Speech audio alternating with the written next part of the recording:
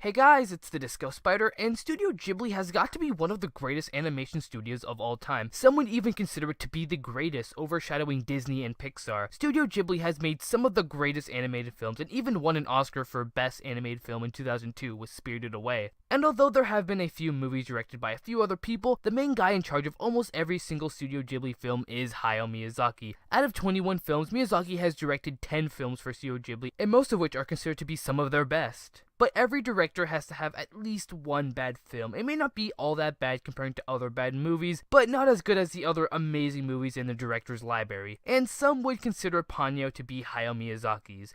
Ponyo was released in 2009 and was inspired by the classic Hans Christian Andersen story, The Little Mermaid. And since Miyazaki at this time has already made a ton of epic masterpieces like Castle in the Sky and Spirited Away, a lot was riding on this film to see if he still had it. But is Ponyo another epic masterpiece and belongs in the trophy cabinet of Miyazaki's best work, or did Miyazaki lose his touch from making so many good movies? The movie is about a magical fish who escapes from his father and gets discovered by a little boy. They get so attached that the magical fish turns into a girl in order to be with the boy. This goes without saying, but the animation and music in this movie is beautiful. But that's always expected from a Studio Ghibli film. I really love the landscape shots, and I love the location of our main character's house, how it's on this big cliff next to the water. And speaking of water, the best part of the animation is hands down the water. Apparently Miyazaki animated the waves in this film, and they look gorgeous, and holy crap were the scenes where the whole town was flooded with water looked amazing. Especially when Ponyo put her head in the water, and you could see some water creatures swimming in the town. In general, the animation looks spectacular, but then again, that goes without saying in any Studio Ghibli film. But as for our story, the first half of this film is about Ponyo, who is a fish that has magical powers, and she escapes, and her dad has to go looking for her. This plot ruins the film for me. Barely anything in this makes sense, and I tried so hard to pay attention to as much as I can when I was rewatching this film for this review, but I barely understood anything. Nothing is explained in this film, like why does Ponyo want to go on land and leave her father? Who is Ponyo's father? Is he like the king of the sea or something? And if so, why is he so close to the land and not back at the sea world or wherever he lives? And why is he human and all of his kids are fishes? And why didn't he want Ponyo on land? In the film, he stated that he lived on land for a while and he hated it. And throughout the film, I wanted to know what happened during those times because he was so bitter to the land. And maybe it could have tied in with him not wanting Ponyo to go back on land, or even with Ponyo's mother. She is mentioned a few times and appears at the very end of the film. But nothing about her is mentioned. We barely know anything about her. And she's kind of the reason why everything gets resolved at the end of the film. Maybe if they included a backstory to Ponyo's father, it would have tied in with a lot of questions I had and made that character be very developed and likable. But because we don't get any development from him, he just comes off as a bland character and leaves a lot of questions in this film. And as bad as that is, the worst part of the film has got to be the third act after Ponyo and Sasuke get to the retirement home. Nothing made any sense in that scene, and even more so than before. Like, why was Ponyo's mom talking to Sasuke's mom? Why were they talking for so long? What were they talking about? Why could everyone breathe underwater, and how did the old ladies get their strength back? And my main question, after all that Ponyo's father did to get Ponyo back in the water, why now is he okay with her being a human? I mean, we don't see anything close to development with his character. One scene we see him wanting Ponyo back to the water, and the next scene he's in, he's saying that he's okay with Ponyo being human. What? And also in the ending scene, they were saying that the balance was off or something, and Ponyo being human restored balance. That made absolutely no sense to me, since there was no indicator that some sort of balance was off. And even if it was, they didn't say how or anything about it. And freaking, apparently the moon was gonna crash to the earth at the end of this movie, and that just came out of nowhere, and it just seems so hyperbolic and so out of nowhere and so weird, and I just did not understand that. Nothing in that scene made sense to me, along with a ton of other things in this film. Then we have the main half of this film, and the main part, which is seeing the bond with Ponyo and Sasuke, and just Sasuke's life living with his mom. A lot of people criticize that this part of the movie feels like a typical Hayao Miyazaki film. It's nothing new and just does everything you'd come to expect from a film like this.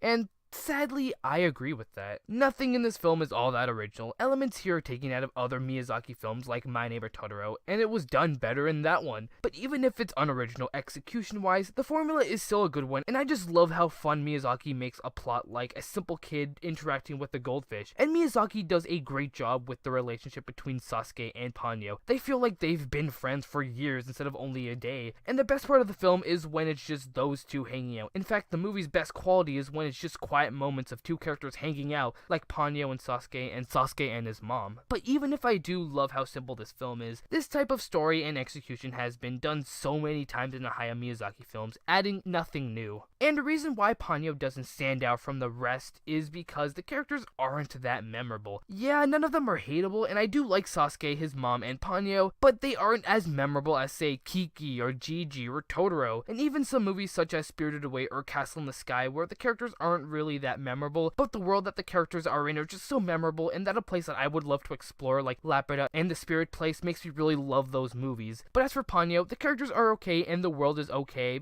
They're fine, but just not as memorable as any other Hayao Miyazaki film. In the end, Ponyo is an okay film. It does have its fair share of great things, like beautiful animation and some great relationship between the characters, but the movie can get too confusing, and nothing here is really new. It's like Miyazaki took every cliche in his films and put them into one movie without building memorable characters or memorable places, which is the main reason why most of his films are so good. Although I don't think Ponyo is a bad movie, I still would consider it to be Miyazaki's worst film as of right now. But comparing to other directors' worst movies, Ponyo would be one of the best in that category. And originally Miyazaki was gonna make a sequel to Ponyo, but then decided to make The Wind Rises instead. But if the sequel to Ponyo would explain more about Ponyo and answer all the questions I had about this film, then I would have been interested in that sequel. But alas, it'll never happen. Or maybe it will. Miyazaki will probably announce his retirement after his next film coming in a few years, but maybe he might come out of retirement once again and make a Ponyo sequel. Who knows? But until then, I'm the Disco Spider, and peace out.